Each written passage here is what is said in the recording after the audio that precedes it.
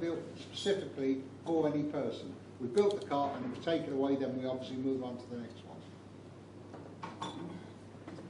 Tässä välissä nyt vähän myöhässä tarkennuksena, mutta onhan kaikille englanti ihan ok, että tarvitseeko käännöksiä. En muista ihan alusta, että se on ihan hyvä. Okay, so this far we have managed to find out how did you start it and how do you build cars. What about the present and the future? You have done like 2 or 3 series, and are you making TV series now, or what's your days like now? Well, in total we've done 23 programs for Discovery Channel. Even they say that it's the most successful program they've ever done. It's still in 192 countries throughout the world. I mean, on a daily basis, Leepu and I get emails from everywhere, from South Africa, from Singapore, from Australia, from America. You know, it's the most incredible thing where people say, yeah, you know, we really enjoy the program, you've really touched our hearts, lovely, but at this present moment in time, Discovery UK say they haven't got sufficient funding to make a new program. And, you know, that's a shame. So, really, we sort of left that, what, a year and a half ago? Yeah. So Leepu's got on with his life. At the present moment now, I work with the Metropolitan Police. I do accident investigation, the reason why cars are failing, the reason why accidents are happening. I do evaluation on parts, particularly on police accidents. So I'm only now with the Met Police, purely on, obviously based on my mechanical experience in life, on accident investigation. So I've sort of moved my life around. I mean, before I was a mechanic for sort of 45 years. I've now been a mechanic now for 52 years. So yeah, I still get my hands dirty every single day. And Leepu himself, you say what you're doing. Well, yeah. Well, what we've done with this series second on 2009, right? Yes. Yeah. And Discoveries, it's basically couldn't go for another new series. Well, most probably the economic situation in all over the world. And then I just right away moved back to Bangladesh, back home, and started my new my dream project. So build a small car for like, as you know, all these countries over there are overly overcrowded. Roads are narrow and too much traffic jams. And I just basically, I had a theme last 25 years since I was a teenager. I want to build a car, small car for the people who can afford in a country like Bangladesh. They can buy, I mean, people who, average people can buy their cars. All cars are imported from Japan, especially over there, and some from Europe, some other from American cars doesn't go over there because big cars can't. You don't see many variants, do you, in Bangladesh? Come on. Anyway, so my dream was ultimately to build a 100% complete car for a country like Bangladesh, and after that long years, 25 years, I've going through experience, expertise, earning knowledge and experience, especially after working with Bernie, I did, honestly, it's a learning process. And after doing this whole series, like two, 3 series, and obviously it gave me really insight into this automobile field more and more. And then I went back to Bangladesh right away, and then I got 2 daughters and a boy, and daughters are just going to school, and they were in London. Then when I went back, and then I just admitted to a school, and it's 1.5 miles away from my house, the school. First day, basically, they've never been to school in Bangladesh because they were just, when I left London, they were just 4 years old and not ready for school yet. So this time, it's a new experience, and traffic jam, 1.5 mile way, and it took me first day to drop them at 2.5 hours. 2 hours wait towards the school, and on the way back, probably this traffic jam is pretty loose, and it took me 2.5 hours, 1.5 kilometers. And I said, okay, the dream car I want to build, like the small car, so that my kids can go to school with a very small car instead of a big car, because too many cars, if it is big, it makes traffic jam, congestion. So that's what I've done last 1 year. I built a real life-size prototype, which is fully functional. That's what I've done after the series, and it's done. Just finished 3 weeks ago, and just drive it. It runs fantastic, and that's how we're here now, just doing the show. And this is my life. That's what I've done after the series. I've built a 100% new design, and it's a very small car. It's going to run on electric motor.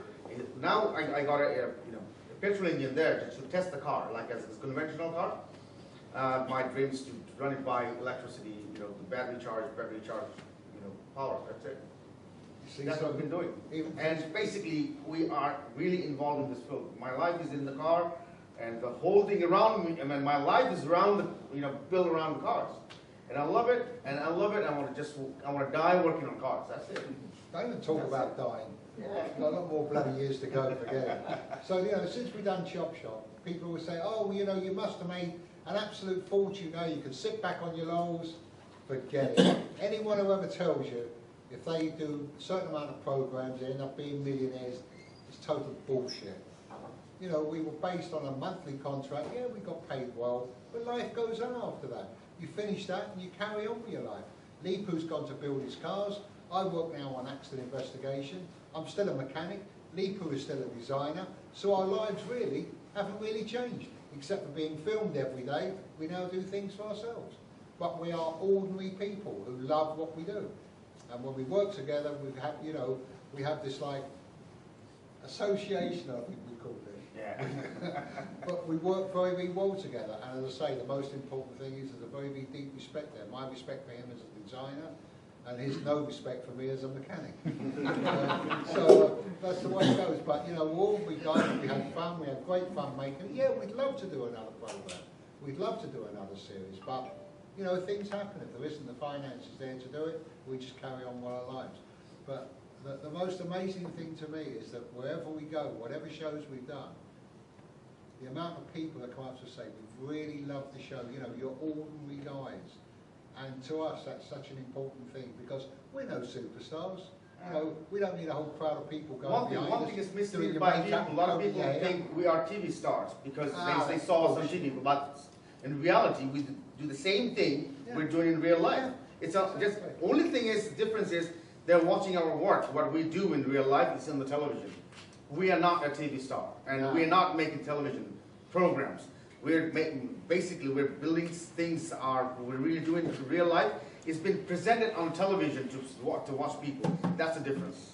The directors always said one thing to us: when there's a camera on you, the camera don't exist. Be what you are. Do what you do. Ignore the cameras. We can always cut things out. But just be the way you are. If you want to F and blind and throw things about, throw your toys out the pram, do it. We can always edit it. We just be the person. And very, very rarely, there was one maybe specific thing that they wanted to see. Maybe they wanted to see something being cut. Maybe they wanted to see an engine coming out. It's just a presentation. It's purely just for the camera. But very rarely, what you see is what you get on the camera. That's the way we work in the workshop. And one more, which were very popular because of our argument between me and Bernie, or you know, things. That's sometimes. It's not sometimes. It's the most. It's all real. Real in terms of because people doesn't see behind the camera. We are always pressurized. There have been time has been taken away from us, and we have limited time to freeze the car as a television program they're making, and not us. We're just working on cars, and they're making a television program. So basically, they're taking hours away from our work, and you know, putting us into a very tight schedule, and it's pressurized like a bomb. And that time, you know, he wants to finish his work. I want to finish mine, but down the line, we are committed. We are signed. You have to deliver this car for so and so weeks or by this time. Otherwise, you know, there's no program. So that's the reason. Basically, pressure builds up, and I don't want to see him. He doesn't want to see me. I said, well, I want to fulfill my commitment. He wants to fulfill his commitment. So that's how we bump into each other in the real life, in the building process. I never forget your words. Excuse me for being rude. Fuck your mechanical work. I'll push my car to the show. I never forget that. Don't argue with me over that. That was the truth. That's real. But I'll tell you, I had to. If you saw, because if there's no design. You see again, he's talking over me. Can I get one bloody word in? If you saw the size of the garage we had to work in, you wouldn't believe. It was like literally a single lock-up. So you had the car, if you imagine double the size, the width of a car, and twice the length. That was it. And inside there you had all the camera equipment, the lighting, the sound equipment, everything in there. Plus all the guys working around, cutting, drilling, stripping things down. So we didn't have this great big palatial studio. It was a small lock-up garage. That's what we had. How many times are you going to throw that bloody thing around? I don't know. Now I'm What putting has it. she ever done to you? I'm putting it back in my bag now. Yeah, so that, you know, a lot of people. So I can explain in some course, like I had a serious toothache, yeah, for 4 or 5 days. It's taken my head, you know, taking over my head. But I can't stop working because the car has to be done. My son, my first son, he was born. And I just went to see once and came back to building the car. And my wife, my son is in the hospital. And we have to finish the car. It's no, I mean, from us, from our consciousness. Because if I spend time, say hours in the hospital to see my son or my wife, just being with them, car's not going to get done. We'll be making cars like while my son was born, was born. And this is how we've been working. And most of the thing was in the program, television program, the stress, late night hours. Maybe few of them, but they can show it. They can show it because it's by law you cannot do that. But if they still managed to show us looking like shit on the program with me with bloody bags under my eyes like that. Yeah, that was. Well, they had to show something, some evidence that we've been working over the time, over the thing. But when you came back and you had that, well, after you had that tooth out and you had it in your hand, I would have given anything to have pulled that out for him with no anaesthetic, just to get a nice pair of. And my knees, honestly, both shot. I mean, doctor said you should retire. I cannot leave the workshop because I need to see the doctor. I cannot just. In one episode, I was on a scratch, and I said, Crutch, yeah. And I said the car has to be done, delivered, and then I'm gonna see the doctor. That's what it happened. It's real life. that is real. And because I love it, it's not that I can cut my legs off, but I cannot leave my work alone. No way. And I don't feel no pain. But that is dedication. That is dedication. And It's love not that it, we and wanted love to it. take the time off. We had to get the cars finished. So that was the hardest part.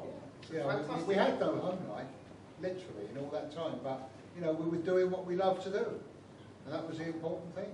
And the cars came out brilliantly, and that literally was our life for what, just over 2 years. No, starting from Bangladesh. Yeah, from Bangladesh, 2.5 years. 2.5 years there. 2.5 years and more. Continuous. Throughout the year, I mean, every day wake up with the cameras, go to sleep with them, shutting down the camera. This was life. They brought the bloody camera into my bedroom at home. Yeah. They come to our house. That's black rings though. And only thing the whole time was car, and building car. That's it. In the brain, the car has to be done. Has to be done in And time. you would think that you had a massive staff. All we had in the garage was Leepu and I, about 2 or 3 workers with us, and 1 cameraman and 1 sound man. That's all. Obviously, there was a lot of production people in the production suite, you know, doing the editing, the cutting, and the running, or whatever. But doing all that filming, there was just 1 edit, wasn't it? Just 1 cameraman, 1 sound man, Leepu and I, and the workers that work with us, doing the body work and mechanical. And we don't have no complaining over anything. We enjoyed it. We want pressure, and that's what I like. The real life.